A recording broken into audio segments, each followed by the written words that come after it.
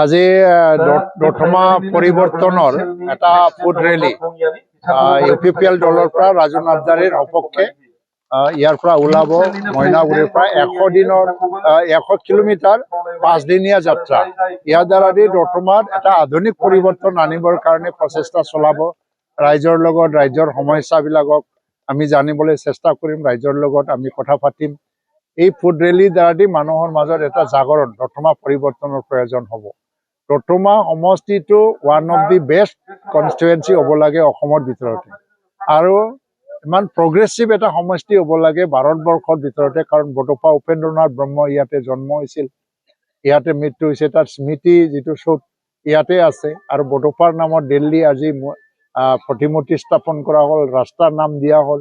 এই অঞ্চলটো উন্নত কৰাটো আমাৰ এটা নৈতিক দায়িত্ব। আৰু বিগত 17 বছৰত BPF দলৰ নেতৃত্বত যিটো চৰকাৰ চলি আছিল, দতমাৰ উন্নয়নৰ কাৰণে লেখত ল'বলগীয়া একোৱে কৰিব নোৱাৰিলে। আমি পৰিৱৰ্তন আনিম না। BPFৰ কোন কেণ্ডিডেট হয় আমাৰ এইটো হিচাপ ল'বলগীয়া নাই। আমাৰ কেণ্ডিডেট যথেষ্ট ষ্ট্ৰং। ৰাজু নাৰ্জাৰী সমাজত বহুতখিনি কাম কৰি আহিছে। ই আবছুৰ লগতো জড়িত আছিল। UPPL গঠনৰ পৰা তেওঁ এটা অগ্ৰণী ভূমিকা লৈ আহিছে। আমি আজি আৰম্ভ কৰিছোঁ। এইটো 100 কিলোমিটাৰৰ এটা দতমা MLA সমষ্টিৰ এটা অন্তৰ্গত যাত্ৰা হয়।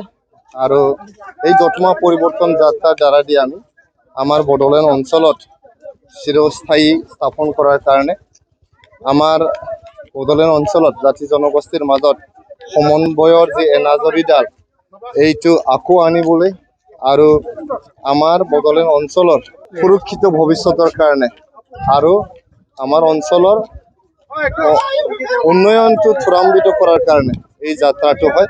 বহু বছৰ এই যে আমাৰ দতমা সমষ্টি আছে, য'ত মানে বডোফা উপেন্দ্ৰনাথ ব্ৰহ্মৰ জন্মস্থানো হয়, এইটো যে এটা প্ৰেষ্টিজিয়াছ সমষ্টিত বিভিন্ন কাৰণত উন্নয়ন যেনেকুৱা হ'ব লাগিছিল তেনেকুৱা হ'ব পৰা নাই।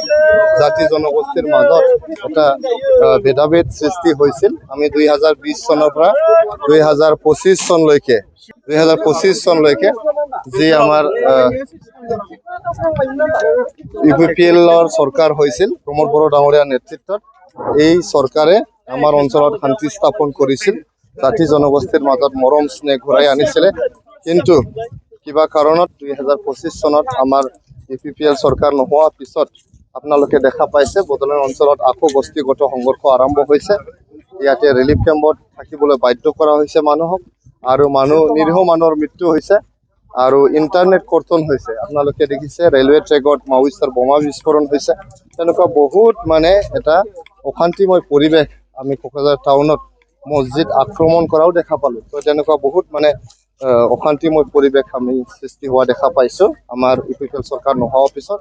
গতিকে এই সকলো নেগেটিভ যে ৰাজনীতি এইবিলাক শেষ কৰিবলৈ আজি দতমা পৰিৱৰ্তন যাত্ৰাটো ইয়াতে আৰম্ভ কৰা হৈছে।